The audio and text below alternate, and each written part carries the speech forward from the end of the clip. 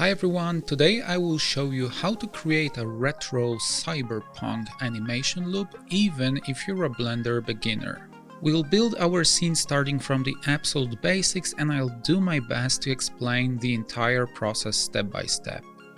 By the end of this video you should be able to create your own stylized animation loops. They look really great when played in the background during the long winter evenings, which, let's be honest, most of us will be spending playing Cyberpunk 2077. This video is a little bit longer to what I usually post on the channel, so please forgive my deadpan humor that simply kicks in sometimes when I'm a little bit tired. Remember, you can download 3D files for this project completely for free, link is in the video description, and in case there's anything unclear in my techniques, feel free to leave your questions in the comments section. So now, without further ado, let's just jump into it.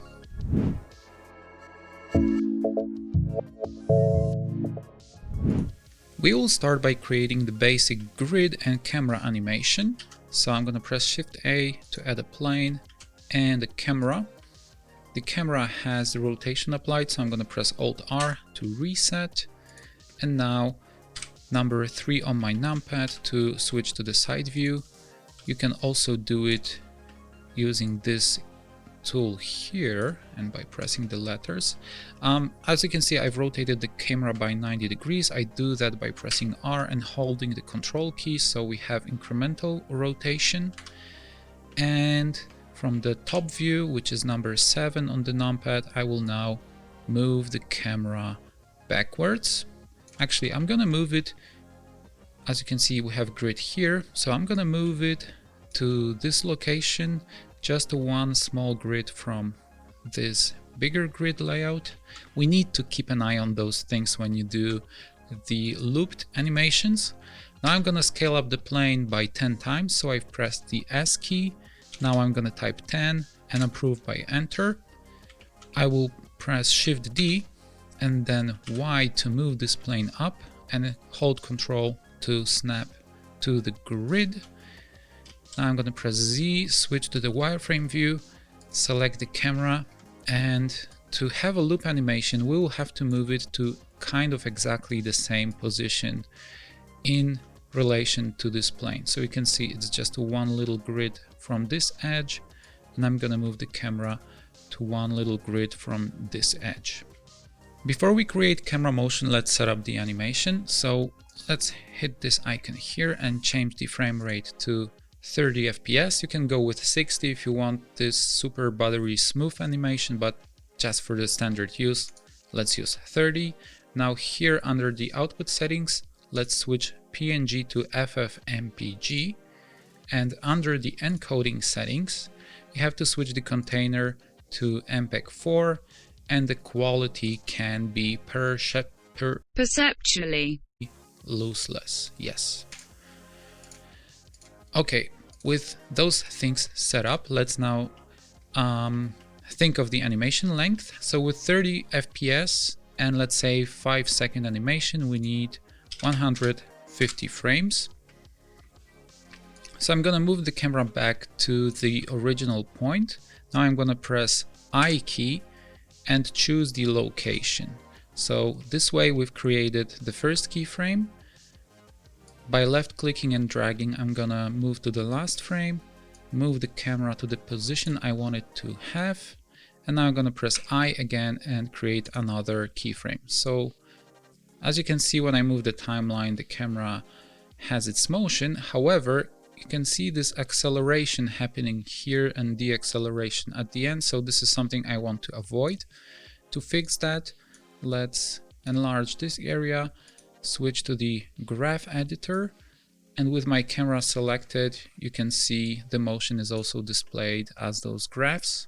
Let's tap A key here, then V, and switch the graphs to the vector lines. And right now you can see we have this very nice and continuous motion. Let's now switch to the camera view and start working on the grid. I can do that by pressing the numpad 0, or I can just click this icon here in case you don't have the numpad 0. So when I move the timeline, you can see we have the animation happening here. When I press the spacebar, we get a real-time preview, and by looking at this viewport grid, you can see we have a nice looped motion, except of this plane popping up here. So I'm gonna delete it right now. I was using it just to get a better preview on the camera motion when I was setting up the animation. So I'm gonna delete it and now switch back to the camera. With my plane selected, I'm gonna press the tab key, and now when it's highlighted in orange, that means everything inside of the plane, all the geometry parts are selected. I'm gonna right click and choose the subdivide option. So I'm gonna subdivide this plane a few times so we have a nice looking grid. I'm just thinking if it's enough. Maybe let's Ctrl Z and stick to something like this for now.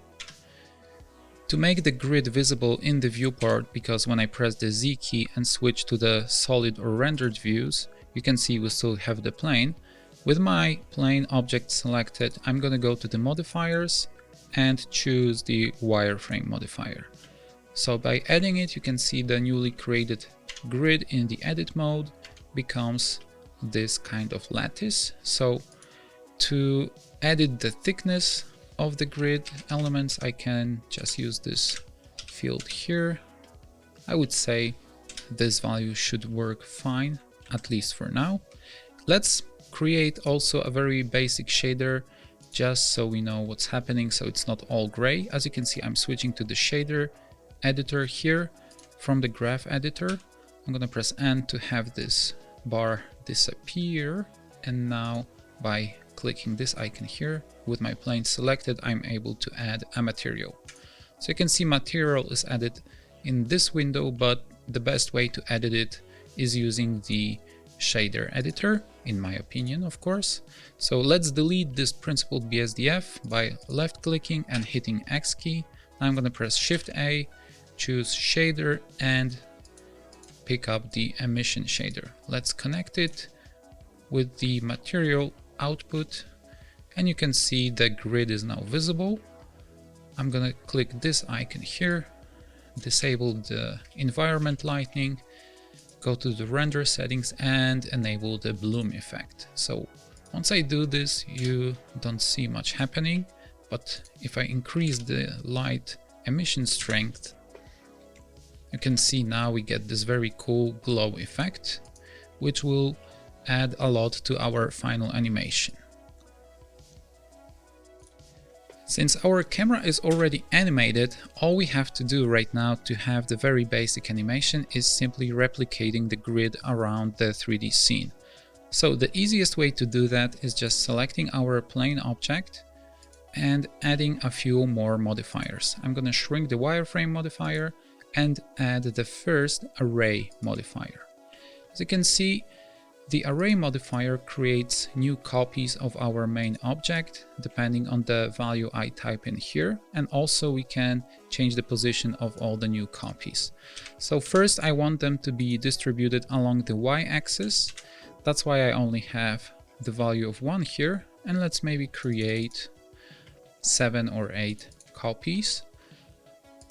Now I'm gonna add another array modifier, and you can see it adds the entire new duplication of this modified object. So let's add 3 rows to the right, and I'm gonna add one more array modifier, but type -1 here.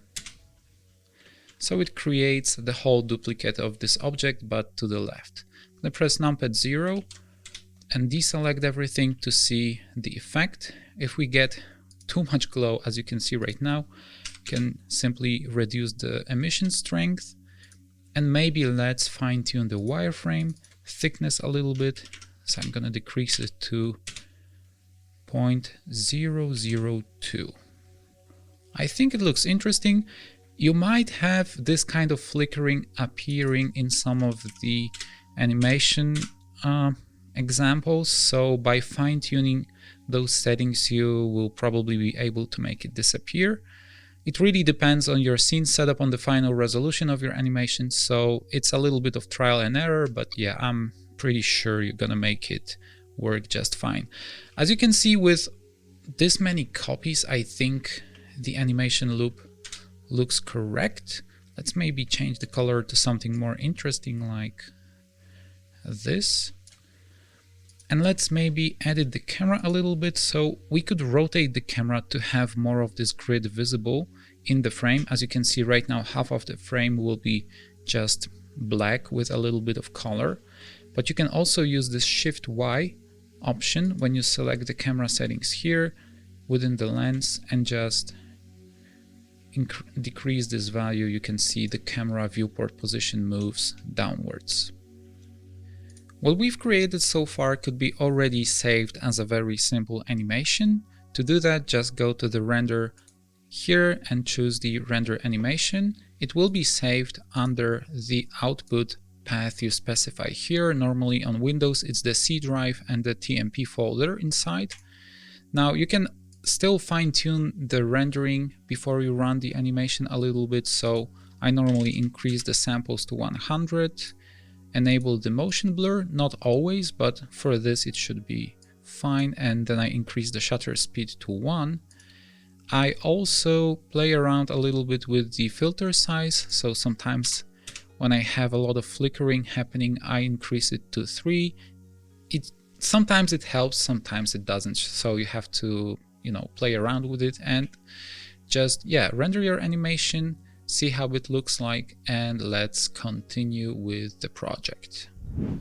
Let's now add some first details. I'm going to select the grid, enter the edit mode, right click and subdivide it once so we have more detail to work with. I'm going to exit the camera view and duplicate the grid when it's selected, so it's a Shift D shortcut. You can see I have the copy attached to my mouse. I'm gonna cancel it by hitting escape button, but the copy is still there. So I want to have a new material on this new grid.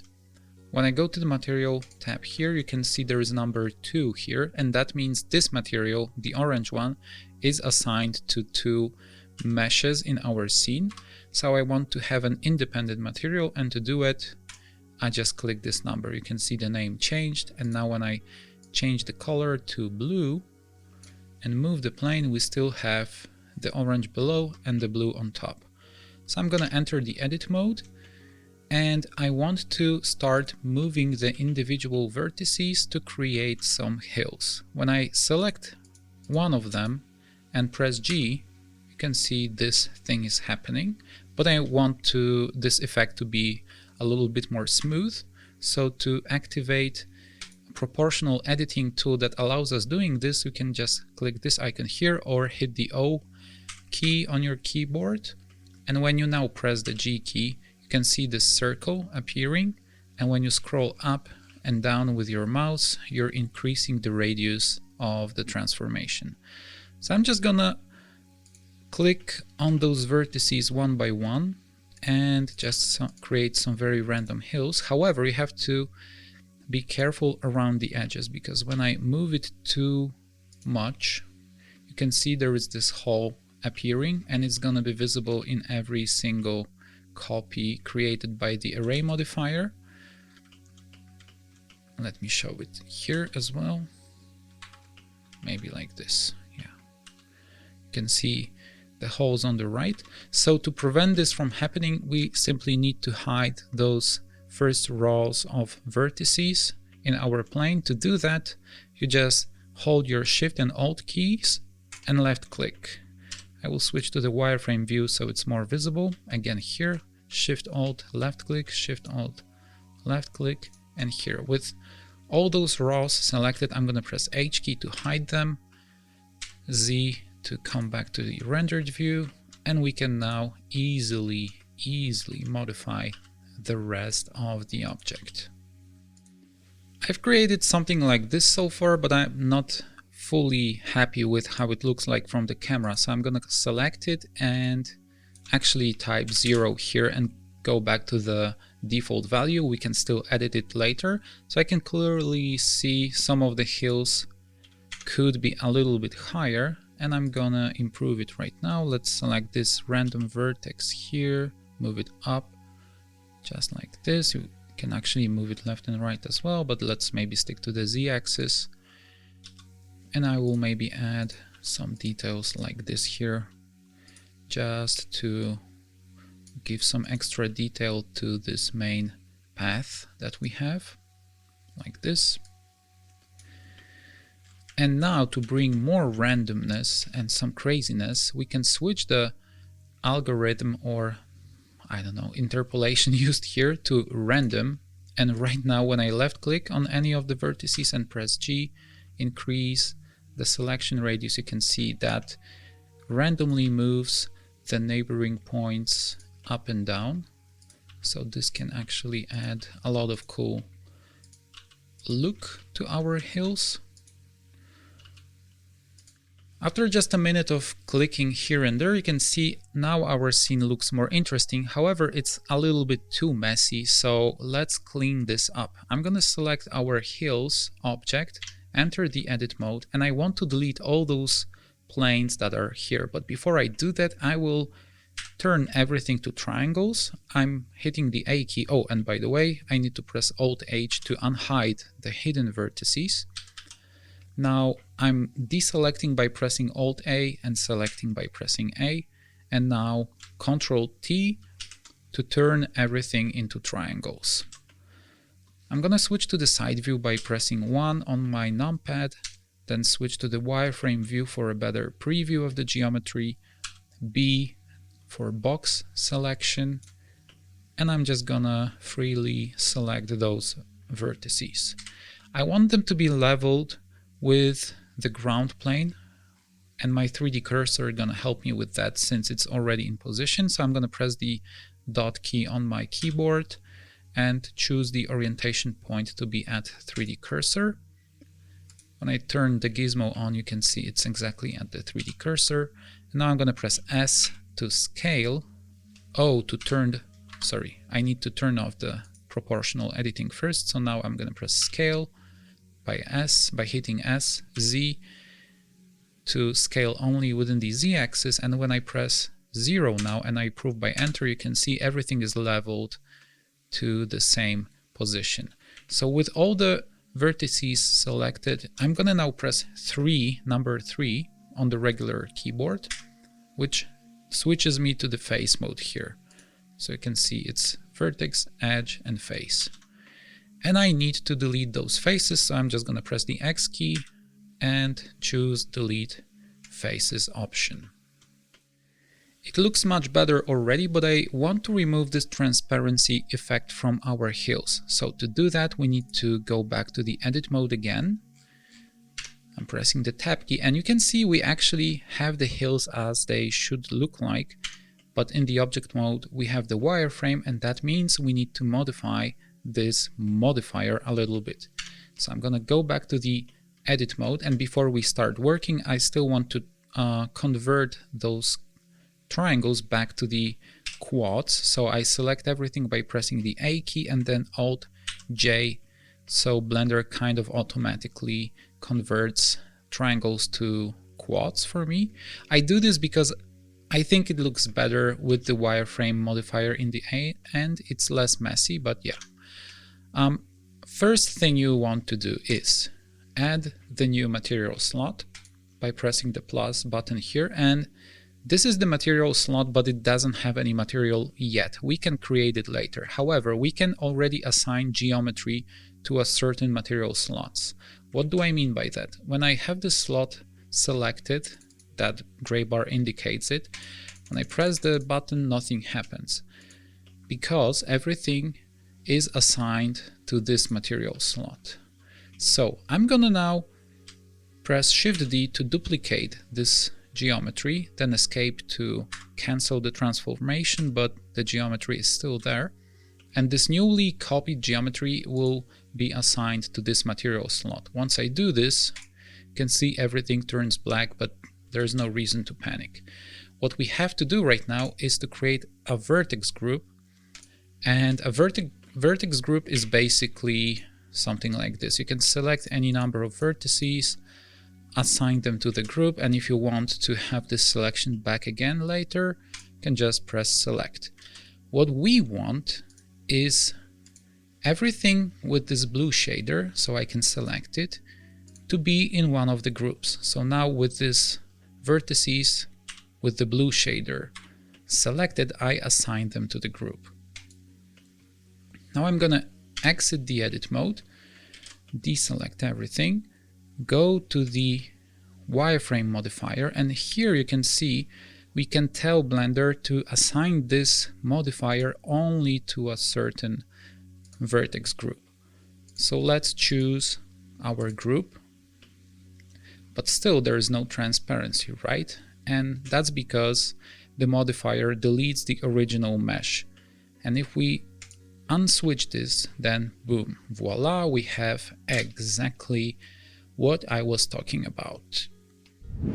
So this simple scene already could be material for another animation. All you have to do, I think, it's just adding a few more of the array copies in front, and it's very easily doable. We just access the array modifier, increase the number to, let's say, 15.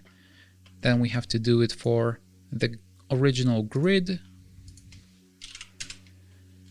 We switch back to the camera view, and with the render settings from the previous animation, all you have to do right now is just hit render here. I mean render animation, of course. Before we continue, I need to mention one important thing. Just when you're editing the mountains, I forgot to mention that you always need to keep at least few vertices here on those lines from the original plane before we subdivided it, because otherwise the array modifier won't follow our grid alignment that we have for the camera loop. So for example, if I delete only those vertices here, you can see the whole thing shifts, and this will destroy the animation loop. So just bear that in mind when you're working on those mountains.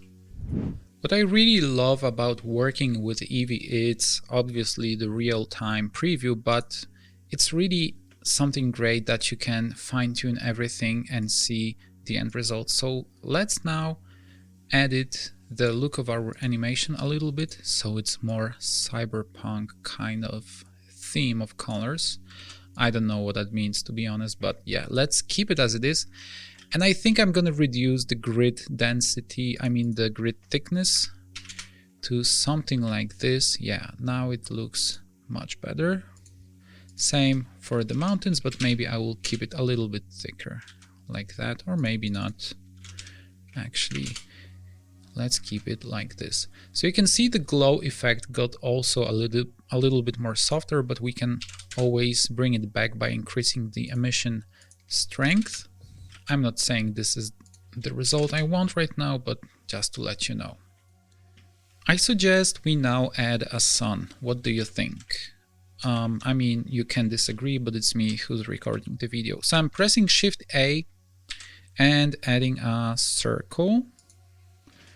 I'm gonna press numpad comma to zoom in on my newly created object, or in general on the selection. I'm pressing S to scale it up, moving upwards a little bit, and tab to enter the edit mode. So you can see I have all the vertices selected. However, my gizmo is at the 3D cursor and I don't want this to be like that. So I'm gonna press the dot key on the keyboard, choose the bounding box so the transformation moves where it should be. Now I'm going to press the E key to extrude and escape to cancel. But the newly created vertices are there. I can just press G always to check. What I want to do right now is scaling everything to the inside and finally merging in one point. So we can do this by pressing the M key for merge and just choosing at center. And now we have a perfect circle. I'm gonna press the R key and then X to rotate it and hold Control for more controlled rotation. Anyway, let's now move it to the horizon. Press 0 on the numpad and see the position of our sun. I guess it looks okay. our sun needs to shine, so let's press Z and choose the rendered view, and we have a black hole, and that's because there is no shader. So I'm clicking this icon, new here, deleting the principled BSDF, Shift A within the shader editor and choosing the emission shader. And now we have a sun. So let's increase it to 1000. That's way too much. To 10, that's okay. Still, it's totally white. And by the way, I think it should be a moon. So how we can add this cool color transition to an object like that?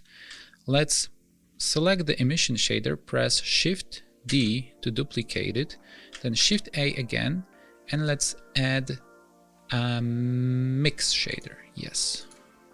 We're gonna mix those two colors, which are white, so we have white. So let's switch it to something like that. So still nothing really changes.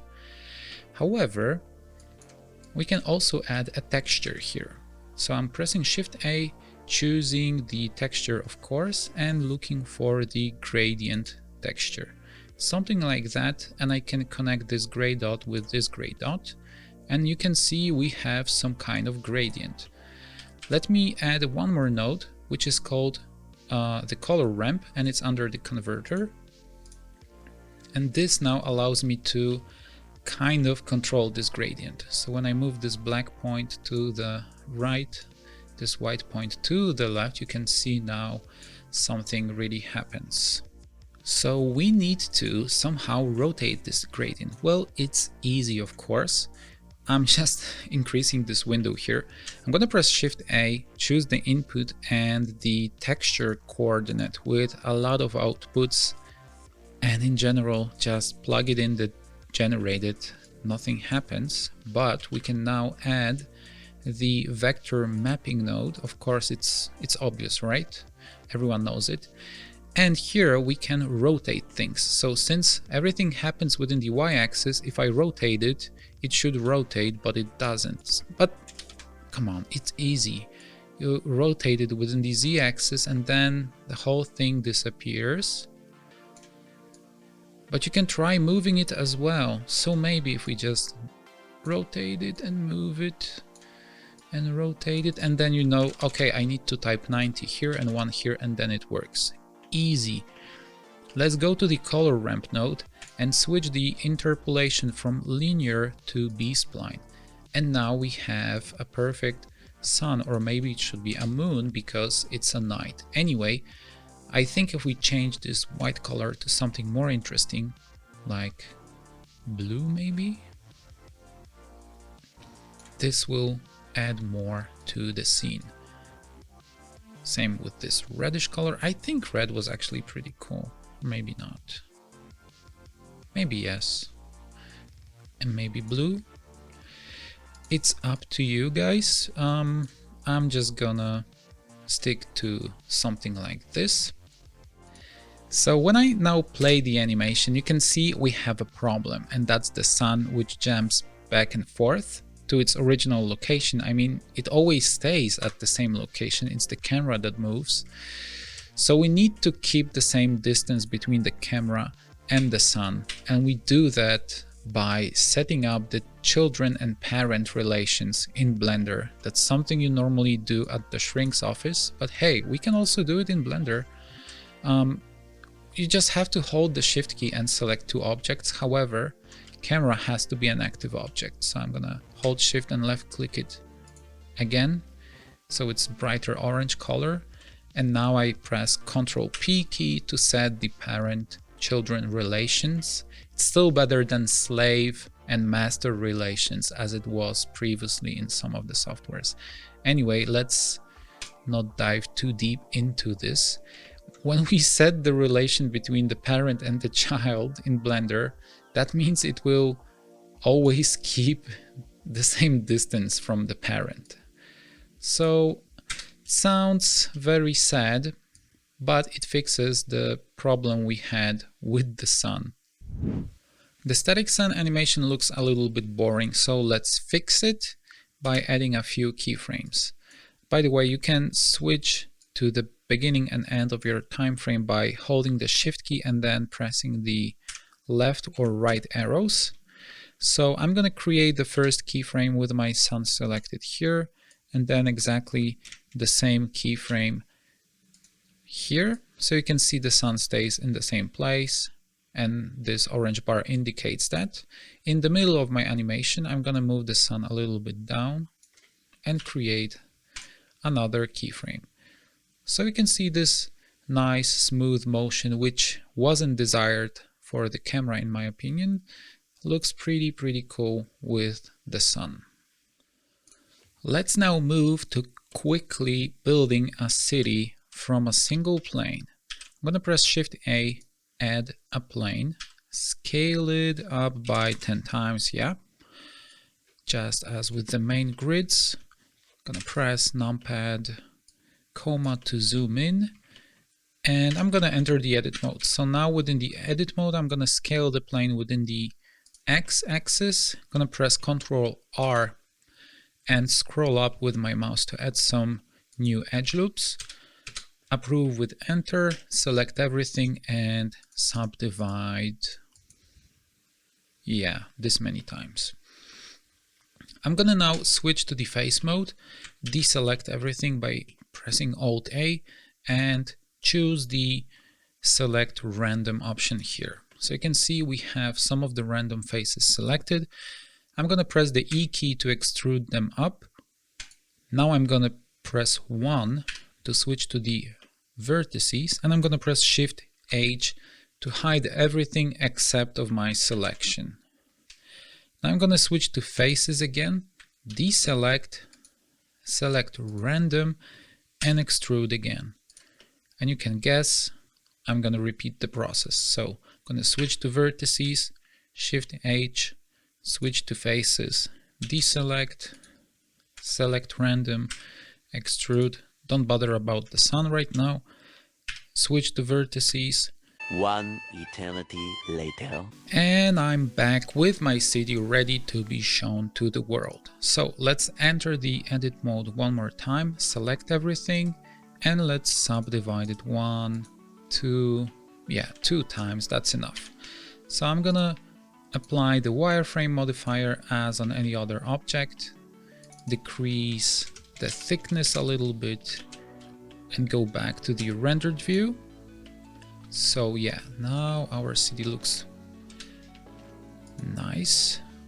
It's a little bit too high obviously, but let's apply the shader and see how it looks like. Instead of deleting and connecting the emission shader here, I can switch it here as well. So now you know multiple ways to do this.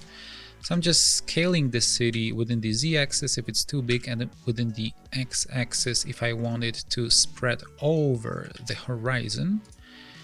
So let's increase the shader strength to 50, and let's now choose some nice cyberpunk, retro wave, synth wave, wherever you're listening to color. The current progress could be saved as another animation, I think the third one, while we're creating this project, which is not bad of course. And before we jump to the final details, I just want to talk about the few minor tweaks that I've applied. So the first one, as you can see, the towers are not transparent any longer. Same happens to the ground plane. And I did this exactly the same way as I did with the mountains.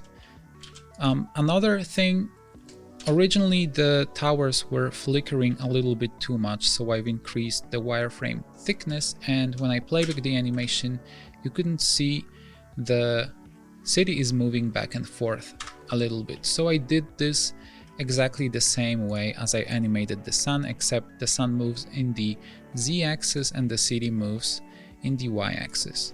Now, when you look at the city's position here, and in the last frame, it's not exactly the same position because the camera parent generates this Y motion. But when you create the keyframes, when you add a keyframe here and when you move to the last frame and simply just press I and create location keyframe, you'll have this orange bar indicating that the position is exactly the same for this object.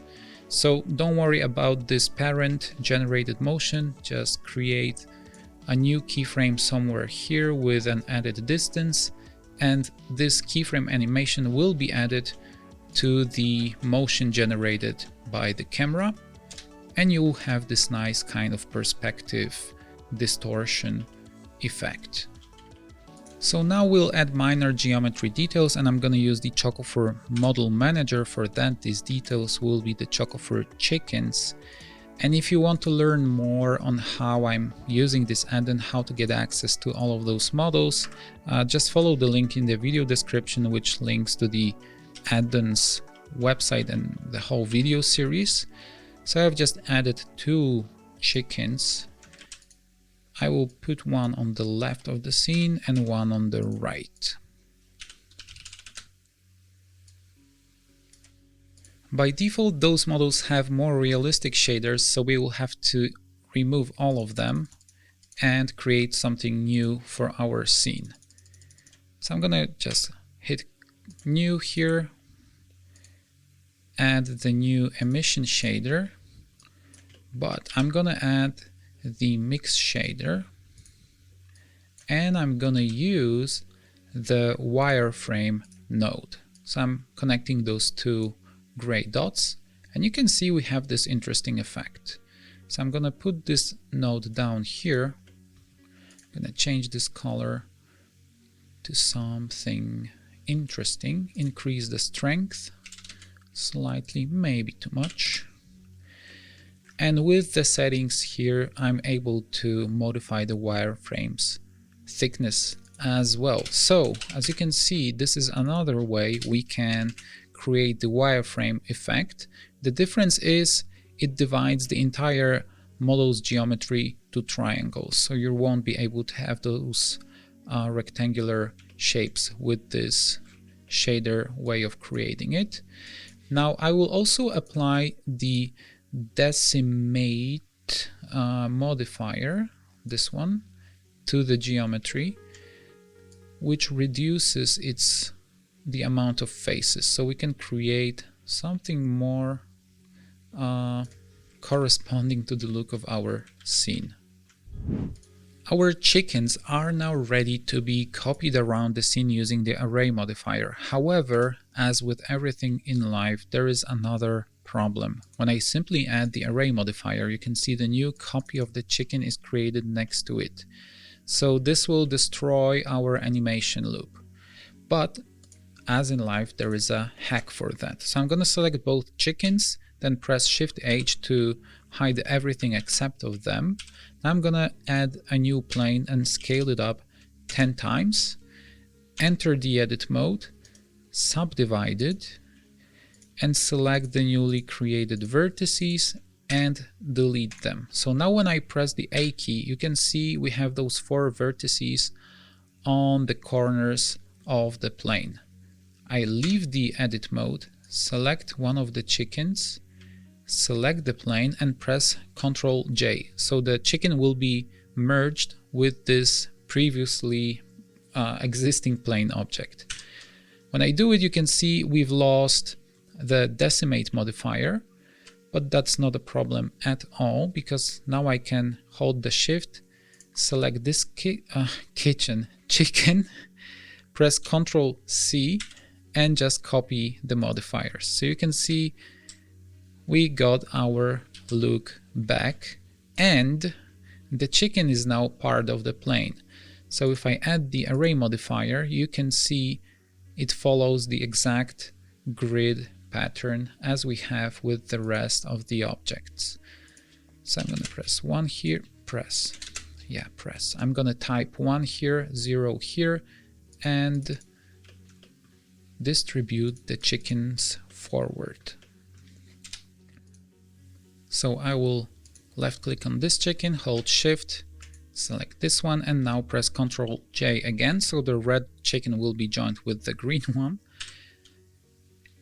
And boom, it's also distributed with the array modifier, and I'm just gonna fine tune the decimate modifier so we get more cyberpunk look. We could actually animate it as well if you want to. You can just add keyframes to the decimate modifier and it will change the look of our details. but let's just keep it as it is for now. I'm pretty happy with this look. I'm gonna press Alt H to unhide everything and press spacebar just to see how it looks like. We're getting close to the end of this project, so it's time for the final touches, and the first one will be adding the reflections to our ground plane. So I'm gonna select it and go to the material settings, and here we still have an empty material slot. So I'm gonna hit the new button here to add the new material, and the principal BSDF shader, I'm gonna keep it this time. Let's not kill it. But let's increase the metallic value to 1 and roughness to 0. So theoretically, we should have the mirrory reflections visible right now.